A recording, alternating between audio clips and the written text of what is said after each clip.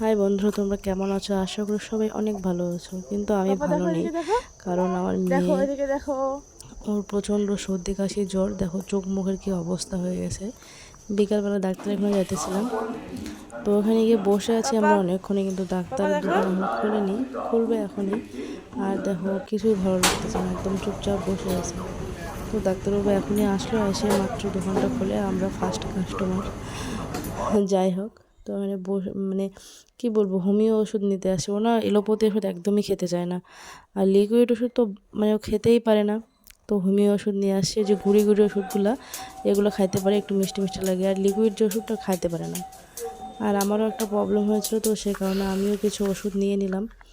আর বাড়িতে বাড়িতে এসে ওষুধগুলো খাওয়াই দিলাম। কি বলবো, ওষুধ খাওয়াতে এত প্রবলেম, কি বলে, আর ওষুধ খাইতেই চায় না। না খেলে কীভাবে কমবে বলো তো বন্ধুরা?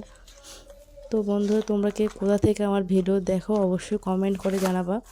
আর দেখো এখানে আমি প্রজেক্ট লিখতেছি একটা ভাস্তার। মানে কি বলবো, দিয়ে গেছে, এখন না বলতে পারি না। তো বন্ধুরা, তোমরা সবাই ভালো থেকো, সুস্থ থেকো, আর যাদের বাড়িতে ছোটো বাচ্চা আছে অবশ্যই খেয়াল রাখবা। তো টাটা বন্ধুরা।